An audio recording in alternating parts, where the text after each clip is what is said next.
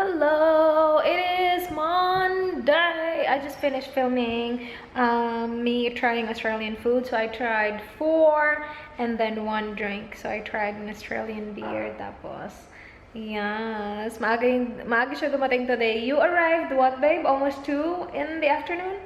So we arrived early. That's why we had time to get the food. Because we planned to do this on Saturday, but it didn't work kasi we ended up buying stuff for my filming room. Charot! Filming room. But yeah, I am playing Monster High again. Thank you for all of you that told me that your level is 2, not 6 or whatever I said. But I'm at level 4 right now. You can see it right there. So I need to play more to increase my experience. It's actually not bad at all. I was expecting it to be chaka, but actually it's fun. I'm playing this while waiting for my video to save because I just finished editing the first part of editing. I finished it, the weekly Q&A. So after I edit it here on my computer, I will need to use his computer to edit it, just to insert the questions while I am talking. So yeah, that's the ganap. So while waiting, I'm just gonna play. So yeah, I have tried the Vegemite already. You guys will see the video. I'm not sure which video will be uploaded first, but yes, it was a short video actually. Like the whole video was only 14 minutes. It was short. Yeah, you guys, I'm level 5 right now, so yeah, I'm gonna play. So I have 2 employees right here. I just need to serve these people. She do it like that, and then yeah, they have popcorn, cake, burger, water, ice cream, pizza, yummers, and then they will pay right here. And then yeah, all you have to do is that. It's easy, but not really, because you need to be quick. Like now, I don't know what I'm doing already. Wait one sec. But yeah, it's fun. I like it.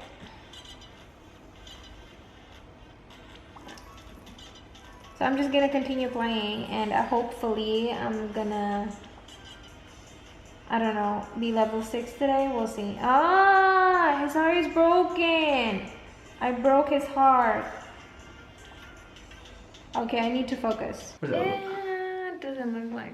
It looks like an army of nail polishes. I'd rather put this on that side because these are cute. Like it's Dior. So put it there, and then these here so they can see that, and then these. Up to you, babe. Hi. Hi, look at that. That looks alright for now. Yeah. I'm gonna start building it up. I got this today when we got the food for the video, and yeah, I will dye my hair. Not now though, but this is the shade I got, light ash brown from Revlon. I got it for, no, I didn't. He paid for it. How much did you get it for, babe? 7 bucks? 8 bucks? So yeah, it was 8 bucks, and then yeah, I'm just reading the instructions just to make sure everything is all right. And then yeah, I'm gonna dye my hair tomorrow. I will start cooking my talong. So I wrap them with cling wrap. Isang talong lang to. Ang laki kasi na ng talong nila dito. So dinivide ko siya into 4. And then yeah, lalagay ko siya sa microwave. Siguro 6 minutes tong 4 na to. We'll see. Kapag super soft na siya, na pwedeng kunin na yung skin, na hindi na siya sobrang nagsistick doon, okay na. Pero now I'm gonna start with 6 minutes. It's done. It looks sunog, but it's not sunog, you guys. I added ketchup already, and that's his. Yummers. Kain tayo. Good morning, guys. I have lamington and coffee for my breakfast. Ito yung sobra sa mga kinain ko kahapon, yung Australian food. So yeah, and hello to my mouse. Hello, babe. There you go. So, meron siyang ganyan. I'm not sure which video will be uploaded first, but yeah, yan yung lamington, yung cake nila dito, na dito talaga. Kain tayo! Hello! Hi guys! I dyed my hair! Can you tell? I'm not sure if you can tell. Hindi pa siya fully dry eh. I was gonna film it, but I didn't want to stain my camera. Alam niyo naman, naka-gloves ako. Tapos, I was working with a hair color. So, I was like, I don't want to stain my camera. Plus, charge ko din yung battery ko.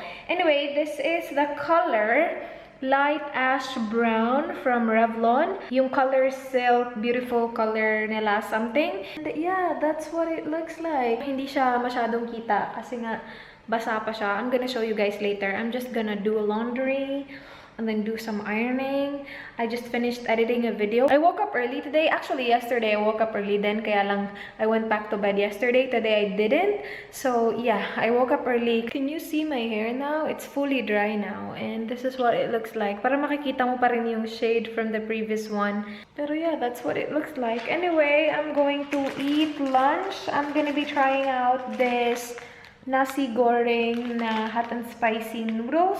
No, not nasi. Mi goreng pedas. I got this long time ago. And yeah, I will just go ahead and have some. You guys, this is good. This is actually really good. It is spicy. Way more spicy than the pancit canton extra hot chili or extra spicy something. Mas spicy siya doon, which I like. Tapos yung amoy niya, basta masarap siya yung guys. Yummers. Ano nga ulit yun? Natapon ko na eh. Basta yung may goreng something. It's really good. Parang pancit canton lang siya. I was expecting nung binili namin yun na magiging like noodle siya. Yung merong like noodle soup siya. Yung merong tubig. Ganun. Pero wala eh. Parang pancit canton na style. Yummers. I'm definitely buying this again. Hello! I will be making baked churros. Nakuha ko yung recipe from Laura in the Kitchen. Do you guys watch her?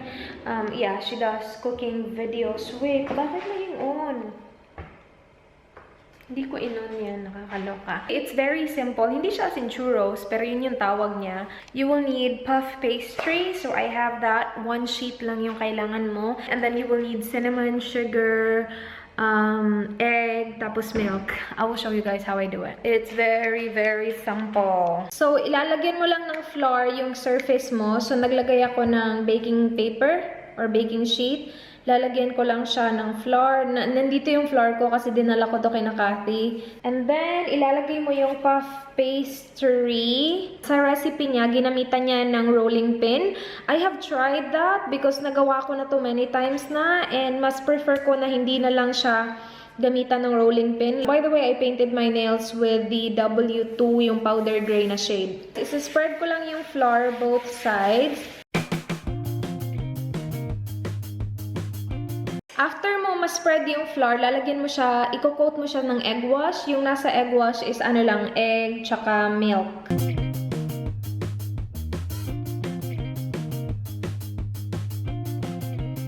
Pagkatapos niyan, lalagyan mo siya ng cinnamon at saka sugar na mixture. So, ito lang, cinnamon at saka sugar yung nandito. Tapos ilalagay mo siya, i-coat mo siya.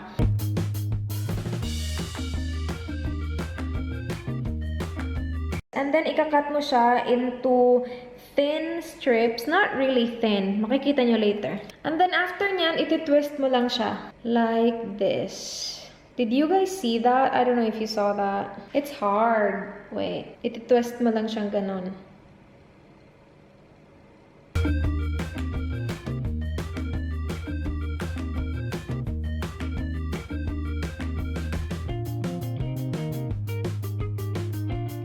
So, ganyan yung itsura niya. Na-twist ko na lahat. And then, meron pang natirang egg wash. So, what you do is, lalagyan mo lang yung egg wash, yung mga white na part. Yung hindi nalagyan kanina. Kasi diba, yung nasa ibabaw lang yung nalagyan natin kanina. So, lagyan mo yan ng egg wash. Pagkatapos mo lagyan ng egg wash yung mga white na exposed na parts, ilalagay mo siya sa freezer 10 to 15 minutes before mo siya i-bake under 400 degrees Fahrenheit. Lalagay mo siya sa oven ng mga 15 to 20 minutes. Ginagamit ko yung silicone sheet for macaroons kasi wala kaming mahanap na parang plain na baking sheet lang na silicone. It works naman, hindi siya nagsistick. Kasi I have been using yung baking paper and nagsistick talaga siya sa baking paper ng bonggang-bongga. So, yeah. So, ilalagay mo lang siya sa freezer and then ready to bake na yan after 10 to 15 minutes. It's done! So, ganito magiging itsura niya after mo siya i-bake and then ididip mo lang siya sa Nutella. Yummers! It looks really black pero hindi siya sunog. Okay lang siya. I will be cooking making meatballs, sweet and sour meatballs. So ito yung sweet and sour. And then this one is Parmesan cheese, egg, salt, pepper, parsley. And then this is milk and breadcrumbs. And then I have here my garlic and onion. And then yeah, ilalagay ko na dito yung beef, yung minced beef. And yeah, hindi na ako magva-vlog kasi I'm gonna use my hands. So, i-mix ko lang siya. And then hindi ko alam kung kailan to. Babasahin ko pa yung recipe. Basta ito, i-mix ko dito. And ganun. Dinner time! Yummers! Maraming rice ko sa kanya. Konti lang. Yum! Kain tayo! Hello, my pimple. Mr. Pimp didn't really come out. Like, it's just a red dot. And it's been like this for, what, 2 days now? Anyway, I'm gonna have cornet. Yummers. Who's the first comment today? Me. He's the first comment. He made it. He won. You won, babe. Good job. This is the one that we got from Hungry Jack's. I don't know how many days ago. Maybe a week ago. But yeah. Burger King. Oh, Burger King? Yeah, it's like the same thing. We got Hungry Jack's here, but it's known as Burger King. But we got this from Hungry Jack's. Which is aka Burger King. Huh? Is it? Same thing. Yeah. Is it the same? Same. Hungry Jack's and Burger King, It's called Hungry Jack's only in South Australia, Burger King everywhere else. Same company. Is it? Really? So there's already another company here that registered Burger King. Ah. So someone else registered here years and years ago. So they're called Hungry Jack's here. And Burger King. And maybe in Western Australia as well. Did you guys hear that? That's a fun fact. I didn't know that. I think that's right. I'm pretty confident. I'll Google it later. I'm pretty confident. Just not sure. Why is my face red though? I didn't sneeze already. Okay, I will see you guys tomorrow. Good night. So there's already another company here that registered Burger King. Ah. So someone else registered here years and years ago. So they're called Hungry Jack's here. And Burger King. And maybe in Western Australia as well. Did you guys hear that? That's a fun fact. I didn't know that. I think that's right. I'm pretty confident. I'll Google it later. I'm pretty confident. Just not sure. Why is my face red though? I didn't sneeze already. Okay, I will see you guys tomorrow. Good night.